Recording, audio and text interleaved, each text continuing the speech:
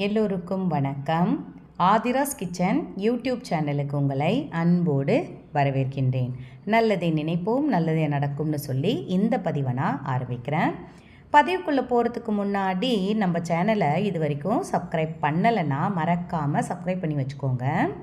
அக்ஷய திருதியை அன்று இரவுக்குள் வீட்டில் நிலைவாசலில் இந்த பொடியை தூவுங்கள். தங்கமும் பணமும் நன்றாக சேரும். எவ்வளோ ரூபா கடை இருந்தாலும் அடைந்துவிடும் கோடீஸ்வர யோகம் அப்படின்னு தலைப்பு போட்டிருக்க இல்லைங்களா? அது என்னென்னு பார்க்கலாம்.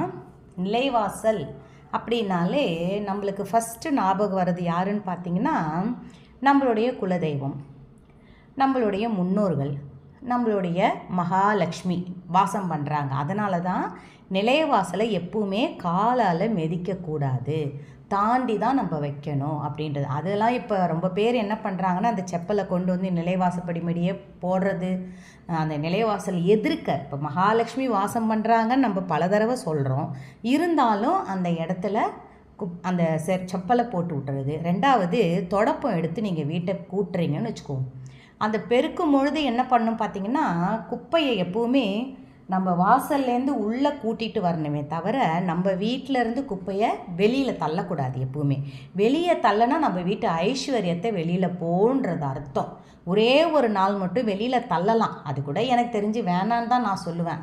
அது என்ன நாள் பார்த்திங்கன்னா, அமாவாசை அன்றைக்கு செய்யலாம். இருந்தாலும் நிலைவாசப்படி மேலே ஏறி அந்த குப்பையை வெளில தள்ளுறது வேண்டாம்.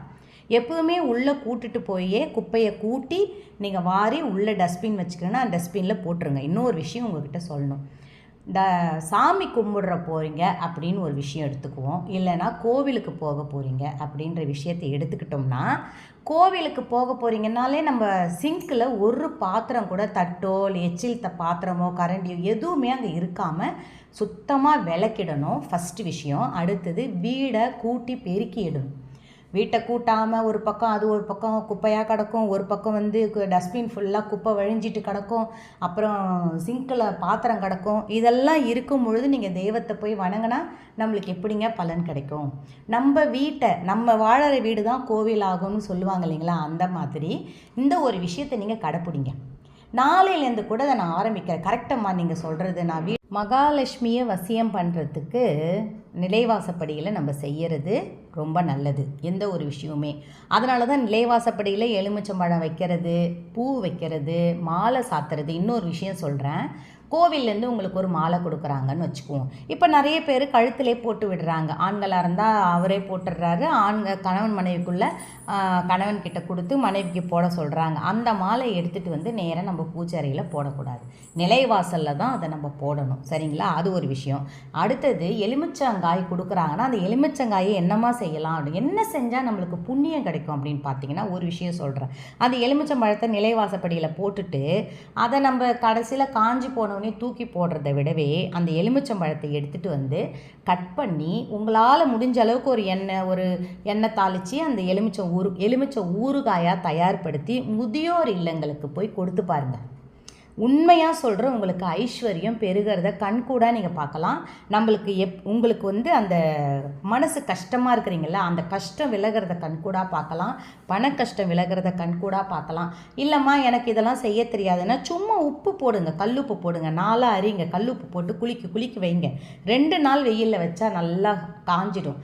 அதை எடுத்துகிட்டு போயிட்டு அந்த முதியோர் இல்லங்களுக்கோ இல்லை பிள்ளைங்க ஆதரவற்ற பிள்ளைங்க இருக்கிற இடத்துக்கோ நம்ம கொடுக்கலாம். சரி, என்ன பொடியை வந்து தூவணும், எந்த பொடியை நம்ம எப்படி தயார்படுத்தணுன்றத உங்களுக்கு நான் முதல்ல சொல்கிறேன். நான் வந்து ஒரு சின்ன ஒரு மண் சட்டி மாதிரி தான் எடுத்துருக்கிறேன். நீங்கள் வந்து உங்களுக்கு நான் இதை வந்து பொடி பண்ணுறது எப்படின்னு நான் உங்களுக்கு சொல்கிறேன். ஃபஸ்ட்டு அந்த பொடியை தான் நம்ம நிலைவாசலில் தூவணும். எப்படி தூவறோம்னா, வாயால் ஊதக்கூடாது, கையில் வச்சுக்கின்னு வாயால் எப்பவுமே அது கண்டிப்பாக எச்சில் படுறதுக்கான வாய்ப்பு இருக்குது. அதனால் கையில் எடுத்து கையால் நம்ம நிலைவாசப்படி மேலே தூவி விடணும். இப்போ நம்ம நிலைவாசல் படி நம்ம வாசல் மட்டும்தான் கணக்காமல் நம்ம கேட்டுக்கிட்ட தூவலாமான்னா இல்லை, நம்ம வாசல் படி தான் கணக்கு. உள்ள ரூமுக்கு போகிற நிலைவாசப்படியில் கூட நீங்கள் அதை தூவலாம், தவறு கிடையாது. ஏன்னா நிலைவாசப்படியில் இருக்கிற மகாலட்சுமி நம்ம வீட்டுக்கு வருவாங்கன்றது ஐதீகம். முதல்ல அதுக்கு நான் எடுத்துருக்கிறது ஏலக்காய். இந்த ஏலக்காய் வந்து நீங்கள் நிறையா கூட எடுத்துக்கோங்க. நாளைக்கு மட்டும்தான் தூவணும்னு கிடையாது. ஏன்னா நாளைக்கு வெள்ளிக்கிழமையோட கூடிய அக்ஷய திருதியை. இந்த அக்ஷய திருதி அன்னைக்கு எது செஞ்சாலும் பன்மடங்கு பெருகும். நம்ம இந்த மங்களகரமான ஒரு விஷயத்தை தான் நம்ம செய்ய போகிறோம். எந்த ஒரு விஷயமுமே மங்களகரமான விஷயத்தை நம்ம செய்யும் போது நல்ல பன்மடங்கு பெருக ஆரம்பிக்கும். அடுத்தது இந்த பட்டை காமிச்சோம் பார்த்தீங்களா, இது சாதாரண பட்டை. முதல்ல நான் காமிச்சது சுருள் பட்டை. அந்த சுருள் பட்டை கிடைக்குதான்னு பாருங்கள். கிடைக்கலன்னா சாதாரண பட்டையை நம்ம யூஸ் பண்ணிக்கலாம். பட்டை வைக்கிற இடம் கண்டிப்பாக நான் சொல்கிறேங்க, தங்கம் சேரும். தங்கம் என்னால் வாங்க முடியலன்னு கவலைப்படாதீங்க, இதை செய்யுங்க. அடுத்த வருஷம் உங்களால் கண்டிப்பாக தங்கம் வாங்கிடுவீங்க. பணம் நகைகள் வசியமாகும், பணம் நகைகள் நம்மளுக்கு சேர ஆரம்பிக்கும். இதை நீங்கள் செய்யுங்க. அடுத்தது ஃபஸ்ட்டு நான் ஏலக்காய் போட்டிருக்கேன். அடுத்தது பார்த்திங்கன்னா அந்த பட்டை போட்டிருக்கேன். இதெல்லாம் நீங்கள் கூட போட்டுக்கோங்க. ஏன்னா சின்ன மிக்ஸி ஜார்லையாவது நம்ம தூள் பண்ணணும். நம்மளே தூள் பண்ணால் ரொம்ப நல்லது, அதனால தான் சொல்கிறேன். அடுத்தது கிராம்பு. இந்த கிராம்பு நீங்கள் எவ்வளோ வேணாலும் போட்டுக்கோங்க. ஏலக்காய் எவ்வளோ வேணாலும் இருக்கட்டும், பட்டை எவ்வளோ வேணாலும் இருக்கட்டும், கிராம்பு எவ்வளோ. ஏன்னா நம்ம தூள் பண்ண போகிறதுக்கு மிக்ஸி அரைக்கணும் இல்லைங்களா, அந்தளவுக்கு நம்ம இது தூள் பண்ணி ஒரு டப்பாவில், காற்று போகாத டப்பாவில், கண்ணாடி பாட்டில் இருந்தால் கூட அதில் போட்டு ஃப்ரிட்ஜில் வைக்காதீங்க, வெளியிலே வச்சுக்கோங்க. இதை வச்சுக்கிட்டு நீங்கள் எப்போல்லாம் பூஜை பண்ணுறீங்களோ அப்போல்லாம் இந்த நிலைவாசப்படியில் ஓரமாக கால் இடத்துல, கால் படக்கூடாது. முக்கியமாக பிள்ளைங்கிட்ட சொல்லி கொடுங்க, நிலைவாசலை மெரிக்காத, நிலைவாசல் மேலே நின்று தும்பாத, நிலைவாசலில் காலால் அடிக்காத, அப்படிலாம் சொல்லி கொடுங்க. செப்பலை தூக்கி போடாத. குழந்தைங்களுக்கு சொல்லி கொடுத்தாலே ஆட்டோமேட்டிக்காக எல்லாமே வந்துடும். இதை நான் பொடி பண்ணதுக்கு அப்புறம் இது ஜவ்வாது, ஓகேங்களா. நீங்கள் நிறைய போட்டுக்கோங்க. நான் திட்டமாக உங்களுக்கு காமிக்கிறேன், நீங்கள் நிறைய போட்டு கூட பொடி பண்ணி வச்சுக்கலாம்.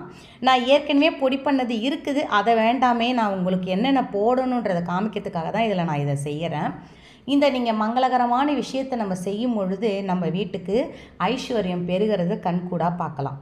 அதுவும் நாளை தினத்தில். அடுத்தது அதில் முக்கியமான இன்னொரு விஷயம், அந்த பொடி பண்ணதுக்கப்புறம் சொன்னீங்களா, ஃபஸ்ட்டு ஜவ்வாது கலந்துக்கோங்க. அது கூட மஞ்சள் தூள். மஞ்சள் தூள்னால் நான் மட்டும் நீ கடையில் விற்கிற மஞ்சள் தூளை கலந்துக்காதீங்க. முடிஞ்ச அளவுக்கு விரலி மஞ்சளை பொடி பண்ணி அதை இதில் கலந்தீங்கன்னா தான் உங்களுக்கு ஐஸ்வர்யம்.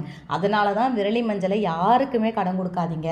விரலி மஞ்சள் கல்லுப்புலாம் ரொம்ப மகாலட்சுமிக்கு ஈடானது, அதனால தான் அது யாருக்கும் கடன் கொடுக்கக்கூடாதுன்றது. இப்போது அந்த பொடியில் மஞ்சள் தூள் போட்டுக்கிறேன், அந்த ஜவ்வாது போட்டுக்கிறேன். அடுத்தது பார்த்திங்கன்னா பச்சை கற்பூரம். இந்த பச்சை கற்பூரத்தை அதில் ஆட் பண்ணும் பொழுது நல்ல ஒரு மனம். நீங்கள் நம்ம சொல்கிறோம், மகாலட்சுமியே வா, மகாலட்சுமியே என் இல்லம் நோக்கி வா. நான் நிலைவாச கதவை திறக்கும் போது என்ன சொல்வீங்க நீங்கள்? வரலட்சுமியே வருக, வரலட்சுமியே வருகன்னு தான் நம்ம சொல்லுவோம். நிலைவாசலை காலைல எழுந்து திறக்கும் பொழுது இந்த பொடியை நம்ம தூவி விடும் பொழுது என்ன ஆகும்னு பார்த்தீங்கன்னா, நம்ம வீட்டுக்கு அழையா விருந்தாளியாக மகாலட்சுமி நம்ம வீட்டுக்கு உள்ளே வந்துடுவா.